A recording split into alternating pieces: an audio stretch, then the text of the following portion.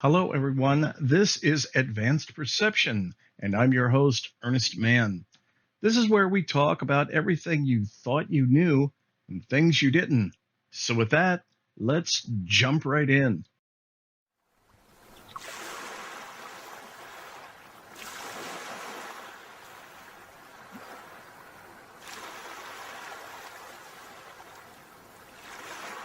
Many of you don't know what I'm about to tell you. It's a secret and the best kind, hidden in plain view for decades. So, if you want to improve your life, watch this till the end and you'll have an entirely different view of what I'm going to talk about and how it affects the rest of your life. Hello, my name is Ernest. Welcome. I am in constant contact with people of every race, religion, and cultural background.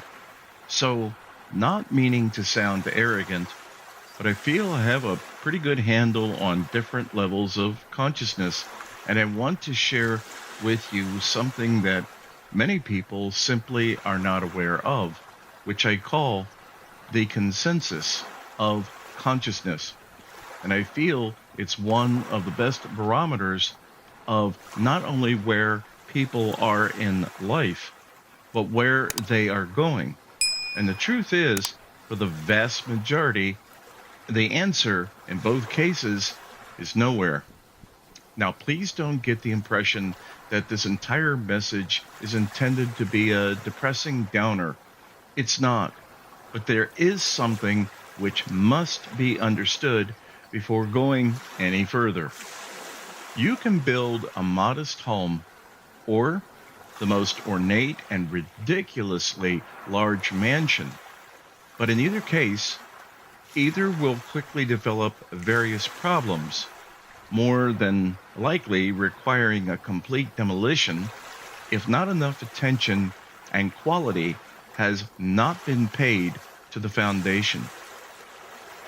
What this relates to is making good and valuable decisions, not based on the rules of the current life games, which you can't, because they are in no way meant to benefit you, but by the rules of consensus.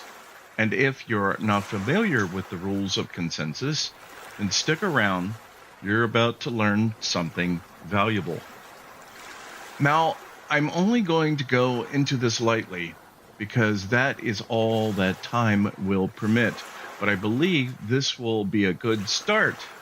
Okay? Okay. If you live in America, as I do, you are probably aware of how so many processes of life work. It principally involves around your ability to have access to a certain level of income, which used to have the term of upward mobility. How this is achieved is not really that important in the current psychopathic social paradigm, which is actually a cruel binary system.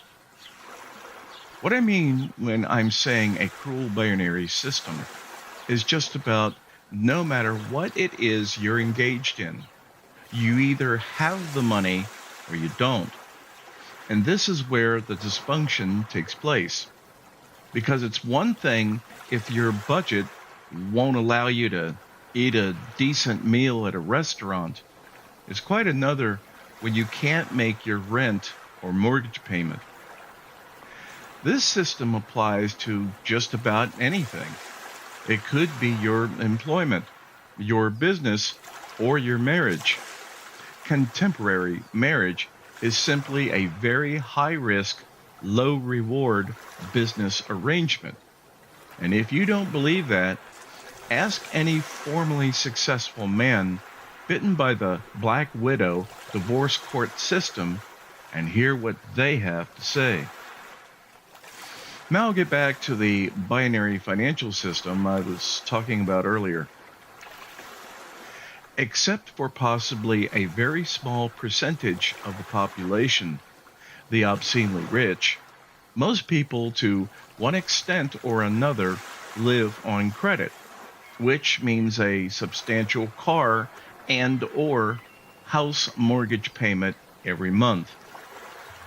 So when your car payment is due, for example, the bank or whatever criminal financial institution you made the loan with does not give a damn in any way whatsoever how you get the money to send them each month. All they care about is receiving the payment. They don't care, for example, if you're a well paid hitman, a pedophilic priest, or if you blow goats for a living. Like any good mobster, the only damn thing they care about is if they get their damn money. And when they don't, things get real ugly real quick. What I'm trying to illustrate here is that the choices most make for what have become the necessities of life are no longer supported by the system we exist in. There is no actual choice. And notice I didn't say live in, I said exist in. Because, truth be told, most people in the US between the ages of 20 to 60 are simply existing, paycheck to paycheck, because they're still pledging allegiance to a system that threw them under the economic bus over 50 fucking years ago, when President Tricky Dick Nixon took America off the gold standard in August of 1971, and the purchasing power of the dollar has gone to hell ever since. So when you sign your name on the dotted line for that nice, shiny new $40,000 or $50,000 car, the criminal organization, the bank that gave you the loan. By the way, ever notice they use terms like gave you the loan like it was out of the kindness of their fucking heart? The bank doesn't give you anything. Have already calculated your probability of defaulting on the loan. It's part of the deal. After all, where do you think the term auto dealer came from? I'll tell you, it's a term from the 1920s. Mob dealer rackets, a mob term. I just wanted to take a moment to introduce the Earnest Man Show tote bag, which the crappy pictures from my crappy camera don't do justice. But you can check it out on my website via the link in the description. It's a large quality bag going for a very reasonable donation. Thank you. So what the hell does all this mean? This means if you don't want to be economically raped, you need to learn the rules of consensus, or more accurately, the consensus of consciousness. One of the most important of these rules, anytime you are making any purchase from an extortionist, aka a merchant, and this applies tenfold to much larger purchases such as a car or home, you do not want to engage in any transaction betraying feminine energy. Now, don't get me wrong, there is certainly a time and a place for feminine energy, but a bright, shiny, and deliberately overwhelming car dealership full of extremely energetic, happy, and hyper-friendly economic wolves waiting to pounce from every direction is not one of them. Everything is beautiful and fine and wonderful, just like in the commercials. And the allure of that nice-smelling, shiny, new metal thing can be mesmerizing because it's supposed to be. It's called marketing. Because the consensus clearly points out that within 3 years, you'll be tired of it, or within 5 years, it will be gone, because your job will be gone. You can no longer make the payments. What the consensus of consciousness more directly points out, that on a personal level, compared to 50 years ago, when there was a much greater degree of economic certainty, meaning that a home mortgage was a reasonable 15 years and you could actually work just one job until you retired. Now, there is virtually no certainty. You may have landed that 80 or say 200K a year job. Great. And have been working it for 2 or 3 years. So you subsequently bought a home and that new car. And then suddenly, year 4, and poof, that job is gone.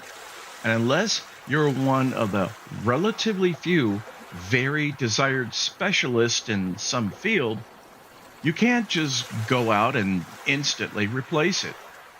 The money supply quickly dries up, and you stand a very good chance of losing everything, and many have. If you want to have a good visual on this, just picture those really old performance videos, guys spinning plates on a stick. He may have 5, 6, 7, or 8.